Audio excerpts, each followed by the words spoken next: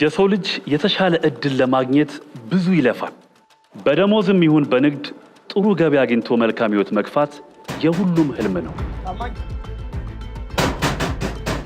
አንተ ታማኝ ውስጥ እንዳላቃለሁ ክፈትልኝ። ታማኝ አንዳንድ ጊዜ የተሻለ እድልን ፍለጋ የምንከፍላቸው ዋጋዎች ብዙ መስዋዕትነት ያስከፍሉናል። የሰው ብር በልተጠፋለ እንዴ? ክፈት።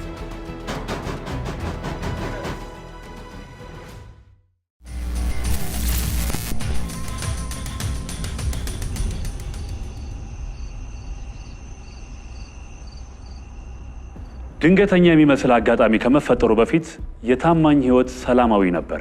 በቲያትር ጥበባት የመጀመሪያ ዲግሪውን ከአዲስ አበባ ዩኒቨርሲቲ አግኝቷል። የእጅ ሙያ የታደለ ሰው ስለሆነ የብረት ስራዎች ወይም በተለምዶ ቶርኖ ቤት የሚባለውን ስራ እየሰራ ከቤተሰብ ከጓደኞቹ ጋር ጥብቅ የሆነ መልካም ግንኙነት አለው። መጋዙ ውስጥ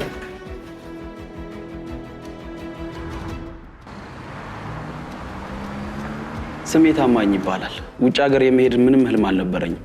የግሌን ስራ እሰራለሁ፣ በሱ ደግሞ በቂ ገንዘብ አገኛለሁ።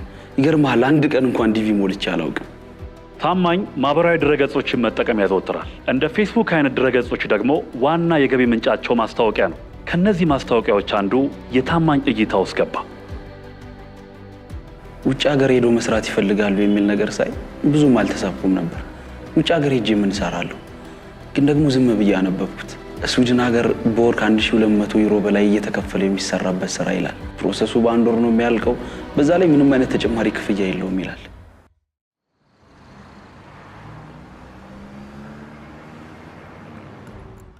ኤርሚያስ ተክሉ እባላለሁ። የስራና ክህሎት ሚኒስቴር የውጭ ሀገር ስራ ስምሪት መሪ ስራ አስፈጻሚ ነኝ።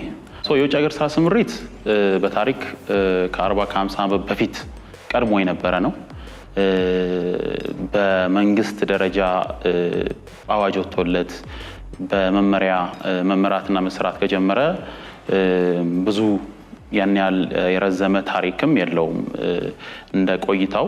እንደዛም ሆኖ ግን የውጭ ሀገር ስራ ስምሪት አዋጅ 923 እንዲሁም 2016 እንዲሁም በኋላ ላይ የተሻሻለው ደግሞ የ1246 በግልጽ የውጭ ሀገር ስራ ስምሪት ማን መስራት አለበት፣ እንዴት መሰራት አለበት፣ ፕሮሰሱ እንዴት መምሰል አለበት፣ ቁጥጥሩ እንዴት መሆን አለበት፣ ማንስ ይሄን ክትትል ማድረግ አለበት መምራት አለበት የሚለው በግልጽ ተቀምጦ ስርዓት በጅቶለት ሲሰራም ቆይቷል። አሰሪና ሰራተኛን ማገናኘት የሥራ ዘርፍ እንግዳ አይደለም። በሀገር ውስጥም ሆነ ከባህር ማዶ የሥራ ዕድልን የሚያመቻቹና የሚያገናኙ ግለሰብና ድርጅቶች በመላው ኢትዮጵያ ተስፋፍተው ይገኛሉ። ማስታወቂያቸው በጣም ብዙ ነገር ቃል ስለሚገባ እውነት አልመሰለኝም ነበር። ግን ደግሞ ሊንኩን ከፍቼ ሳይ የድርጅቱ አድራሻ ውስጥ ተቀምጧል። እስኪ እንዲሁ በደፈና ዝም ብዬ ከመፈርድ ብዬ ባስቀመጡት አድራሻ የሚሉኝን ለመስማት ወደ ቢሮአቸው ሄድኩኝ። ቢሮአቸውን አገኘኸው?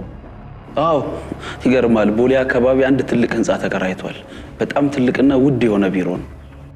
ታማኝ ሲሄድ ያጋጠመው ነገር እጅግ ግራ የሚያጋባ ነበር። ልክ እዛ እንደደረስኩልህ አባቴ ቢሮአቸው መቆሚያ መቀመጫ እስክታጣ ድረስ ተጨናንቋል።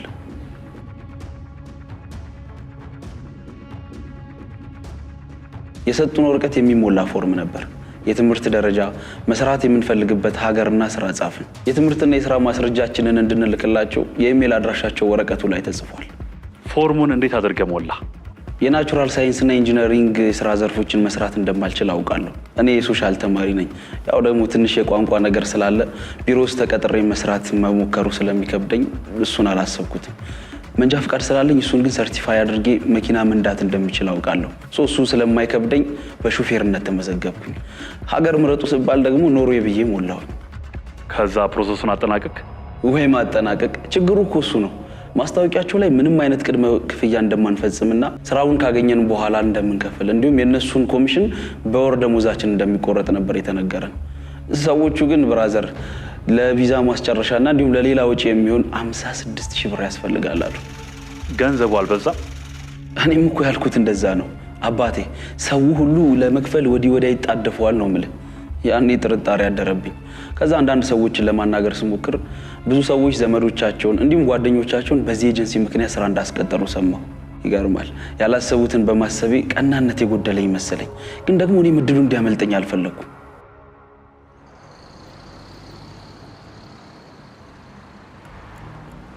ማንኛውም ሰው ሀገር ውስጥም ሆነ ውጭ ሀገር መስራት የሚፈልግ ሰው የመጀመሪያ የሚያደርገው ነገር በስራ ገበያ መረጃ ስርዓት lmis.gov.it ላይ መመዝገብ ነው። ሌበር ሆኖ ይመዘገባል ማለት ነው። እዛ ቦታ ላይ ባለው እዛ ኢንቫይሮንመንት ላይ ወይም እዛ ሲስተም ላይ ባለው ሂደት እየተከታተለ ሙሉ ሂደቱን መጨረስ ይችላል። ግን አዋጁ ላይ እንደተቀመጠው ይሄንን የመስራት መብት የተሰጠው በሶስት አይነት መንገድ ነው። አንደኛው ያው መንግስታት ለመንግስታት በሚደረግ ሊሆን ይችላል ወይ ደግሞ በግል ጥረት የሚባል ሂደት አለ። ያ ማለት በተለይ ስኪልዱ ላይ ማንኛውም ሰው በራሱ ተጻጽፎ የትኛውም ሀገር ላይ የስራ ቪዛውን ጨርሶ ኮንትራቱን ጨርሶ በግል ጥረት ትኬቱን ቆርጦ ተጻጽፎ በግል ጥረት መሄድ ሲፈልግ እነዚህን ነገሮች ካደረገ በኋላ ይሄንን ዶክመንት ይዞ ስራና ክህሎት ካሳንቺስ ቢሮ ሄዶ ሲስተም ላይ ተጭኖ በዛ መሰረት ከሀገር ለስራ መሄድ ይችላል ማለት ነው። ሌላኛውና ሶስተኛው ደግሞ በኤጀንሲዎች በኩል ነው። ወደ 1200 የሚሆኑ ኤጀንሲዎች አሉ በሀገር አቀፍ ደረጃ። እነዚህ ኤጀንሲዎች ዋና ስራቸው ህጋዊ በሆነ መንገድ ስራ ለመስራት እስከ $100,000 በተቀማጭ በማይንቀሳቀስ አስቀምጠው ያ ማለት የሚጭበረበሩ ሰዎች ኖረው ኤቪደንስ ከተያዘባቸው ወይም ያ ነገር ከተያዘባቸው የትም ሀገር ይሁኑ ተጎጆች ከዛ ገንዘብ ላይ ማንንም ሳናስፈቅድ እንደ ስራና ክህሎት አውጥተን ዜጎቻችንን ጤናቸውን የመጠበቅ ወደ ሀገራቸው እንዲመለሱ የማድረግና ሪከቨር እንዲያደርጉ የማድረግ ሙሉ መብት ይሰጣል።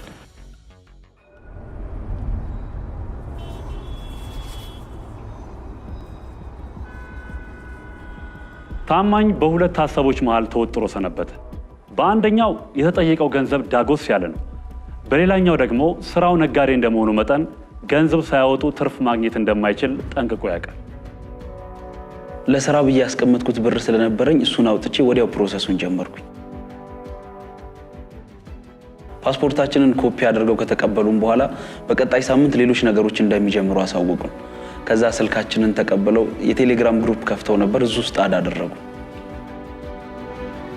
ታማኝ ወደ ስራው ተመልሶ ኑሮውን ቀጥሏል። የጀመረው ጉዳይ ፍሬ ያፈራልኛል የሚል ተስፋ እንደሰነቀ ሲጠባበቅ በቴሌግራም ግሩፕ ላይ አንድ መልእክት ተለጥፎ አነበበ።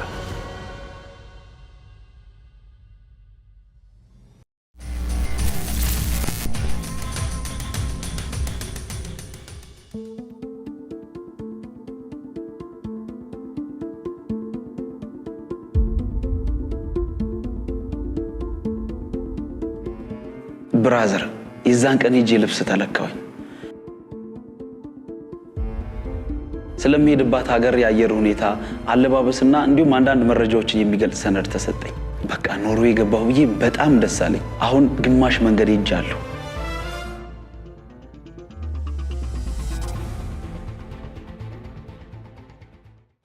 ወራትን እየወለዱ መጡ። ታማኝ የህልም እንጀራ እየቆረሰ ኖርዌይን ለማየት በጉጉት እየጠበቀ ነው። 1 ወር ሆነው። በመጨረሻ ቀጣዩን እርምጃ የሚያሳውቅ መልእክት ደረሳቸው። የመጣው መልእክት ግን የታማኝን ወሽመጥ ብጥስ የሚያደርግ ነበር። የቪዛ ክፍያ 6,000 ብር እንዲሁም ለኢንሹራንስ ደግሞ 4,000 ብር ያስፈልጋል አሉ። ያው ወደ ውጭ ሲኬድ እንደዚህ አይነት ክፍያዎች እንደሚያስከፍሉ ስለማውቅ ብዙም አልገረመኝም ነበር። ከአንድ ሀገር ወደ ሌላ ሀገር ስትሄድ ደግሞ ምናልባት የኢንሹራንስ ስለሚከፈል ይሄም ብዙም አልገረመኝም። ብራዘር የጠየቁን ይሄ ብቻ አይደለም። ቪዛው እንደማይቆይና እንደመጣ ትኬት ቆርጠው እኛን ለመላክ እንዳሰቡና ለዚህ ደግሞ 57,000 ብር እንደሚያስፈልግ ነገሩ። ሰው ከሀገር ውስጥ ሲወጣ ያለውን ፕሮሰስ ስለማውቅ አልገረመኝም። ያው እዛ ሄጄ በአጭር ጊዜ ውስጥ ተፍ ብዬ ገንዘቡን ስለመመልሰው አልተደነቅኩም። ያንን ያህል ገንዘብ ከየት አመጣ? እስኪ ተወኝ እባክህ። ያለኝን ገንዘብ በሙሉ ጨርሻለሁ። ሽጬ ወይም አስይዤ ይህን ያህል ገንዘብ ማመጣበት ደግሞ ምንም አይነት ንብረት የለኝም። ከዛስ ምን አደረክ? ለክፍያ የሚሆን ገንዘብ ነበረኝ። ችግሩ ግን ያ ገንዘብ የኔ አይደለም፣ ለጓደኛዬ የተሰበሰበለት ገንዘብ ነበር። ጓደኛ? አዎ፣ ለሕክምና የሚሆን ገንዘብ እያሰባሰብለት ነበር። አይኑን ስለታመመ ውጭ ሀገር ሄዶ ኦፕሬሽን መደረግ አለበት። ልጁ ደግሞ የሚሰራው ግራፊክስ ዲዛይን ነው።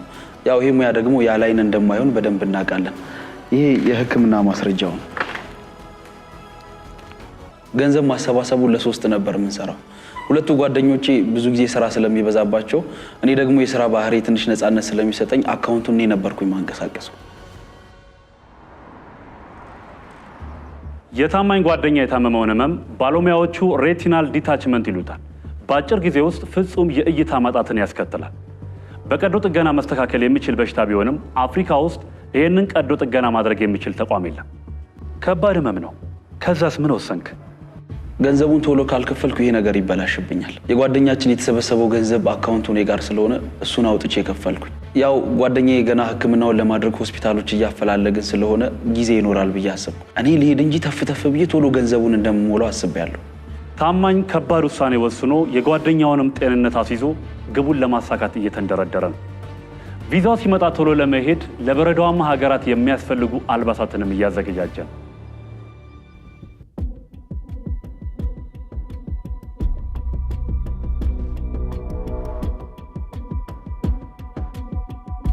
እንዴት አይነት በረዶ እንደሆነ ጠዋትና ማታ ነው ከላይ የሚዘንብ።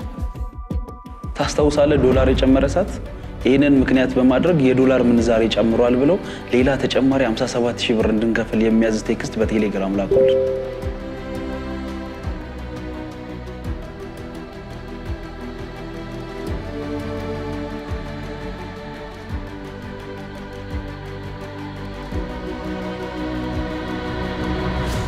በአንድ ወር እኔም ያልኩት እሱን ነበር። የዶላር ጭማሪው ቢገባኝም እጄ ላይ ግን ምንም አይነት ገንዘብ የለም። ይሄ ከሆኑልኝ በጊዜ ብገላገል በጣም ደስ ይለኝ ነበር። ነገር ግን በመሀል ሰዎቹ የቪዛው ፕሮሰስ ላይ አንዳንድ ነገር እንዳጋጠማቸው ነገሩንና ይህንን ለመፍታት ደግሞ ተጨማሪ 257,000 ብር እንደሚያስፈልግ ነገሩ። አለበለዚያ ይህንን ነገር በጊዜ ካላጠናቀቅን ሰዎቹ ወደ ቀጣይ አመልካቾች እንደሚሄዱ እያጣደፉ ነገሩ። ይህንን ነገር እንዳልተው የጓደኛዬን በር አጉድያለሁ። ካልሄድኩ ደግሞ እንዴት እከፍላለሁ? በሰዓቱ ያለኝ አማራጭ አንድ ብቻ ነበር። ምሰራባቸው ትናንሽ ማሽኖችን ሸጥኳቸው። ስራስ? እሱማ እኮ በቃ አሁን ምንም የምሰራው ነገር የለኝም። እንደዛ ሆኖ ራሱ መች ሞላልኝ። የጓደኛዬ ቀሪ የነበረውን ብር አውጥቼ ሙሉን ከፍያለሁ። ታማኝ ያለውን ሁሉ አሟጦ እየታገለ ነው። የሚያልሙትን ህልም ለማሳካት መስዋዕትነት መክፈሉ ባይከፋም የሚከፈለው መስዋዕትነት ግን ከሚገኘው ውጤት ጋር ተመጣጣኝ ይሆን? ታማኝ ክፍያውን ከፈጸመ 6 ወራት አለፉት። አሁንም ግን ስራውን አልጀመረም። እዚህ ቁጭ ብሎ እጁን አጣምሮ እየተጠባበቀ ነው።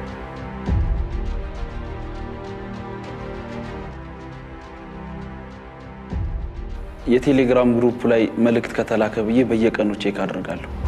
ግን እስካሁን ምንም የተላከ ነገር የለም። እጄ ላይ ያለው ብር ደግሞ እያለቀ መጥቷል። የጓደኛ ህክምና ከምን ደረሰ? ከጥቁር አንበሳ ውጭ ሀገር ሄዶ መታከም የሚችልበትን መረጃ ሰጥተውታል።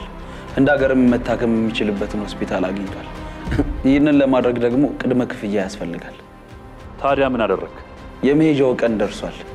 ስለ ህክምናው የሚያስረዳው መረጃ ያለበት ሰነድ መላክ አለበት። ጓደኞቼ በተደጋጋሚ እየደወሉ መረጃውን ላክ እያሉ ያስጨንቁኛል። በቃ ስልኬን አጠፋው። ማንም እንዳያገኘኝ ሰፈር ቀየርኩኝ። ይሄ ነገር እስኪሳካ ድረስ ከአካባቢ ዞር ማለት ነበረብኝ።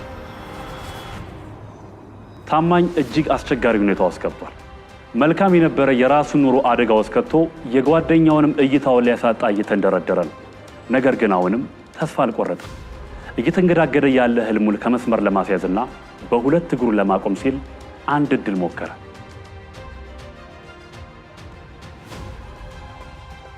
ከ6 ወር በኋላ ዝም ብዬ ከመቀመጥ ብዬ ወደ ቢሮአቸው ለመሄድ ወሰንኩኝ። የሆነውን ነገር ሄጄ ማወቅ ስላለብኝ ማለት ነው። የሚገርመው ነገር ስለኔ ምንም አልተጨነኩኝም። ያው ምክንያቱም ፈልጌና ፈቅጄ ያደረኩት ነገር ነው። አሁን ላይ በጣም ያሳስበኝ ያለው የጓደኛዬ ጉዳይ ነው። በእኔ ምክንያት ቶሎ መታከም ሳይችል እዚህ ደረጃ ድረስ አድርሼዋለሁ። ታማኝ ያልጠበቀው ዱብዳ ወደቀበት። ማታ ፍጥጥ ብዬ እንቅልፍ አይኔ ላይ ሳይዞር ነው የነጋው። በጠዋት ሄጄ የተፈጠረውን ነገር ለመጠየቅ ቢሮአቸው 2 ሰዓት ሳይሆን ነው የደረስኩት።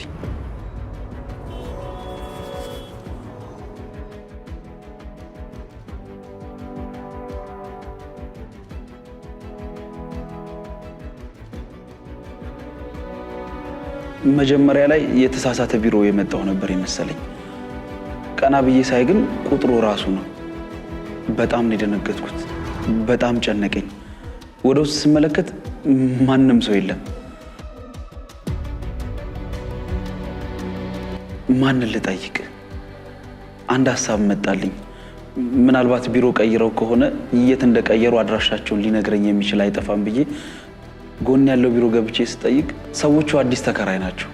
እዚህ ከገቡበት ጀምሮ ቢሮ ባዶ መሆኑን ነገሩኝ።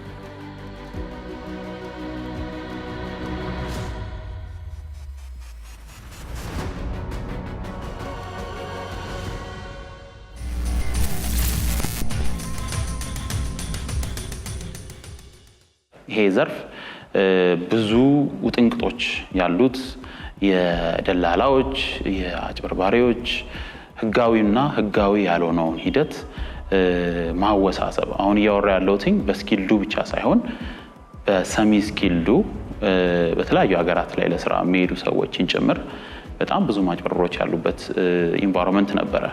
ይሄ ማጭበርበር ለመከላከል የስራና ክህሎት የመጀመሪያ ስራው ያደረገው እንደ ሚኒስቴር መስሪያ ቤት እንደተቋቋመ አንደኛ ኢንቫይሮንመንቱን መቀየር፣ ሙሉ ለሙሉ መርካቶ የሚመስለውን ወይም ደግሞ አውቶቡስ ተራ ብለን ብናየው ብዙ እዛ የሚያውቀው ሰው ይረዳል። ካሳንቺስ ያለውን ቢሮ የመሰለውንና በግልጽ የደላሎች መጫወቻ የነበረውን ቢሮ የማጽዳት፣ የማስተካከል፣ ስርዓት የማስያዝ ስራ፣ ሙሉ ሂደቱን ደግሞ ወደ ቴክኖሎጂ የመቀየር ስራ። ምክንያቱም የትም አካባቢ ያለ ሰው ሰዎች ከክፍለ ሀገር ይመጣሉ፣ ከተለያየ ቦታ ላይ ይመጣሉ። አዲስ አበባ ላይ ብዙ ነገር ይደርስባቸዋል። የውጭ ሀገር ስራ እድል ለማግኘት ሲሉ በማያውቁት አካባቢ በማያውቁት እንትን ብዙ መጥፎ ነገሮች ይከሰታል። ከዛ ባለፈ ደግሞ ወደ ውጭ ልውጣ የሚለው የቀድሞ የነበረውን የማኑዋል ቢሮክራቲክ ሂደት በመጥላት በህገወጥ መንገዶች ለመከተል ይገደዳል።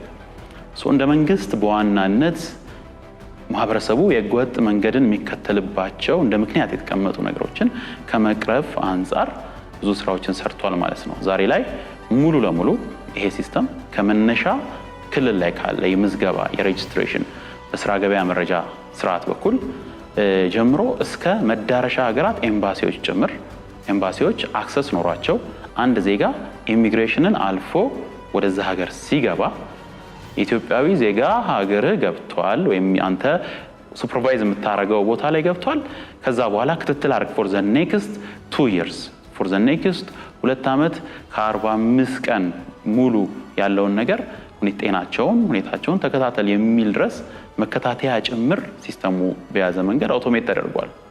ከዛ ምን አደረክ? እንደምንም ብዬ የፎቁን አከራይ ስልክ ተቀብዬ ደወልኩለት። መጀመሪያ ላይ በጣም ተነጫንጮ ነበር፣ ግን ደግሞ ለማንኩት። ያጋጠመኝን ነገር ስነግረው አዘነልኝና ሁሉንም ነገር አስረዳኝ። ከ8 ወር በፊት ውላቸው ስላለቀ ለቀው እንደወጡም ነገረኝ። 8 ወር? አንተ ክፍያ የፈጸም ጊዜ ነው ማለት ነው? አዎ። መጀመሪያ ከሄድኩ በኋላ እዛ ቢሮ ደግሜ አልሄድኩም። በቴሌግራም እናወራለን፣ ገንዘቡ ደግሞ አካውንታቸው ውስጥ እናስገባለን። ስለዚህ እዛ ቢሮ ደግሜ የምሄድበት ምክንያት አልነበረኝም። ታማኝ ወደ ተሻለ ህይወት ሊሻገርበት ያሰበው ኤጀንሲ ወዴት ይግባ ወዴት ለማጣራት ያደረገው ሙከራ አልተሳካለትም። ሁሉም ቢሮ እንደቀየሩ እንጂ የት እንደቀየሩ ሊነግሩኝ አልቻሉ። እኔም የመጨረሻ እድሌ ልሞክር ብዬ ምናልባት ቴሌግራም ላይ ያድራሻቸው ካለ ለማየት ገባሁ። ታማኝ ወደ ቴሌግራም ግሩፕ ሲሄድ የጠበቀውን አላገኘም። የቴሌግራም ግሩፓችን ኦስሎ እንደሚል በጣም እርግጠኛ ነበርኩኝ፣ ግን ደግሞ በተደጋጋሚ የምፈልገው አላገኘሁትም። ልብ ያልኩት ራሴ ሌላ ግሩፕ ውስጥ መግባቴን ነው። ኤቨርግሪን የሚል ግሩፕ ውስጥ ማን እንዳስገባኝ በጭራሽ አላወኩም። መጀመሪያ የነበረው ግሩፕ ዲሌት ተደርጓል። እስከዛሬ ስንጻጻፋቸው የነበሩ ነገሮች በሙሉ ጠፍተዋል። እንዳጋጣሚ ሆኖ ደግሞ ምንም አይነት መረጃ ስክሪንሻት አላስቀመጥኩኝም። ያኔ የሞላነው ፎርም ራሱ እነሱ ተቀብለውናል። እጄ ላይ ያለው ባንክ ገቢ ያደረኩበት ደረሰኝ ብቻ ነው። ታማኝ የተማመነበት ደረሰኝ የሚያስበውን ያህል ፋይዳ እንደሌለው የተረዳው ዘግይቶ ነበር።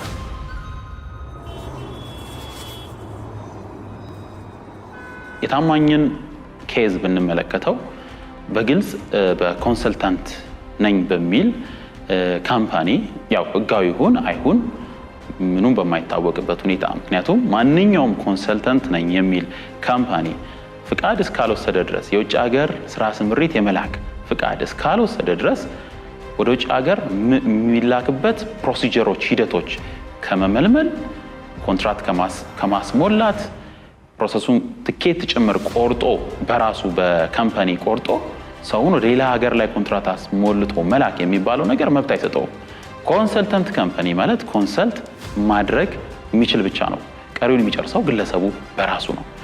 በአሁኑ ሰዓት ላይ በሰፊው በሀገር ደረጃ በተለያዩ ማህበራዊ ሚዲያዎችን ሞልቶት ያለውና የሰውን ደካማ የሆነውን ወይም ደግሞ የማመን ትረስት የማድረግ በምንፈልገው ነገር በድራይቫችን በፍላጎታችን በተደጋጋሚ ቀንም ሌሊትም በምንቃዠው አይነት ቅዠት በኩል ገብቶ ለማጭበርበር የሚደረጉ ጥረቶች በሰፊው አለ በየቦታው።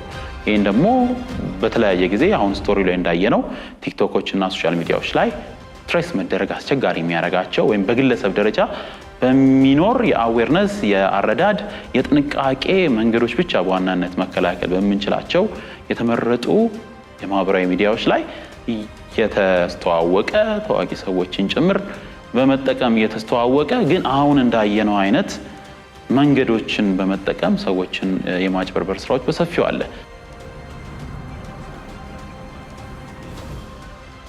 እጄ ላይ ያሉትን ደረሰኞች ይዤ ፖሊስ ጣቢያ ሄድኩኝ። ገንዘብ እንደተጭበረበርኩና መክሰስ እንደምፈልግ ነገርኳቸው። ግን ደግሞ ከሰዎቹ ጋር ምንም አይነት ገንዘቡን ስለዋወጥ ውል አልተፈራረምኩም። በዛ ላይ ሰዎቹ አድራሻ የለኝም። በእንደዚህ አይነት ሁኔታ ውስጥ ነገርየው በጣም እየከበደ ስለሚሄድ ተጨማሪ ጊዜ ማጣራት እንደሚፈልጉ ነግረውኝ ወጣሁኝ። ጓደኛዬ ከአንድ ወር በኋላ ሄዶ ካልታከመ አይኑ ይጠፋል። አይደለም እሱ ሊታከም ይቅርና ሚላስ የሚቀመስ ምገዛበት ነገር 70 ሳንቲም የለኝም። አከራዮች የዚሁ አካባቢ እንደሆንክ ነበር የሚያውቁት። እኔ ግን ሰፈር ቀይሬያለሁ። በዚህ ሁኔታ በጣም በርካታ ቀውስ ውስጥ ገብቻለሁ። አጠገቤ ማንም የለም፣ ምንም አይነት ሳንቲም የለኝም። ይኸው ብቻዬን ቀርቻለሁ። አንድ ሰው ይሄንንም ሆነ ባይ ዘ ዌይ ህጋዊ ባልሆነ መንገድ በኮንሰልተንሲዎች መጭበርበርንም ወይም ደግሞ ኢቭን ህጋዊ የሆኑ ኤጀንሲዎች ጋር ጭምር የሚደርስ ማጭበርበር ካለ እሱንም ለመከላከል ማህበረሰቡን ማድረግ አለበት ነው። መጀመሪያ ከምንም በፊት የሚቀድመው እንደዚህ አይነት ጉዞዎችን ወደ ውጭ የሚደረጉ የስራ እንትኖችን ከመጀመሩ በፊት ህጉ ምን ይላል፣ አሰራሩ ምን ይላል፣ ማን ጋር ምን አለ፣ ምን ነገሮችን ማየት አለብን። አንደኛ እሱን ማወቅ ነው። ሁለተኛ ደግሞ ብዙ ጊዜ በተደጋጋሚ የሚታዩ አንደኛው ቴክኒክ ማስቸኮል አርጀንሲ ነው። ይሄ የተለመደ የማጭበርበር ዘዴ ነው። የትኛውም ቦታ ላይ ወደ ውጭ የሚካሄድበት ቦታ ሆነ አንድ ሌባ የሆነ ቦታ ላይ ሊያጭበረብር ቢሞክርም አንደኛው ማስቸኮልን ነው። ቶሎ ገንዘብ ትኬት እንዲቆርጡ፣ ቶሎ ለሆነ ነገር እንዲከፍሉ፣ ቶሎ እንዲመዘገቡ፣ ካልሆነ አንድ ቀን ካደረ የማይገኝ ይመስል ከሆነ ማህበረሰቡ ቀጥ ብሎ ማሰብ መጀመር አለበት። ሌላኛው ደግሞ ማንኛውም በዚህ ኤሪያ ላይ የሚሰራ ባይ ዘ ዌይ ኮንሰልተንሲ ካምፓኒ የወደ ውጭ ሀገር ስራ ፕሮሰስ የማድረግ የውጭ ሀገር ስራ ስምሪት የመስራት መብት የለውም ኤጀንሲ እስካልሆነ ድረስ፣ ላይሰንስ ከሌለው ድረስ። ይሄ ማለት ደግሞ ኤጀንሲ ሆነ ማለት የኤጀንሲ ፍቃድ ይኖረዋል ማለት ነው። የንግድ ፍቃድ ብቻ ሳይሆን የኤጀንሲ ፍቃድ በስራና ክህሎት ሚኒስቴር የተሰጠው ፍቃድ፣ ይህን ፍቃድ ግድግዳው ላይ ይለጥፋል። ያ የንግድ ፍቃድ ላይ በቂ መረጃዎች አለው። ምን ላይ እንደሚሰራ ንግድ ፍቃድ ሲሰጠው በዛው እንትን ላይ ይገኛል። ሌላው ለሁሉም ለሚያደርጉት ድርጊት ኤቪደንስ መያዝ አለባቸው። በትክክለኛው መንገድ ክፍያው መፈጸም አለባቸው። ክፍያው ሲፈጸም በግለሰብ አካውንት ሳይሆን መግባት ያለበት ኤጀንሲ ከሆነ የኤጀንሲው ሲም ባለበት አካውንት ነው ማስገባት ያለባቸው። ታማኝ የለፋበትን ሀብት በትኖ ያፈራውንም ጥሪት አሟጦ የጓደኛውንም ህይወት አደጋ ላይ ከቶ ባዶ እጁን ቀርቷል። የጓደኛው የሕክምና ቀጠሮ በተቃረበ ቁጥር የተቀመጠውን ገንዘብ ስጠን የሚሉትን ጓደኞችን ፍራቻ እየሸሸ ነው። እዚህ ሁሉ ነገር ውስጥ የገባው እንግዲህ ነገን አሻሽላለሁ በሚል ተስፋ ነው። ነገ ምን እንደሚያጋጥመው ምንስ ሰንቆ እንደሚመጣ አልተረዳም። ለህልሙ የከፈለው መስዋዕትነት በሸዋጊዎች ተጠልፎ ወደ ቅዠትነት ከተለወጠ ውሎ አደረ።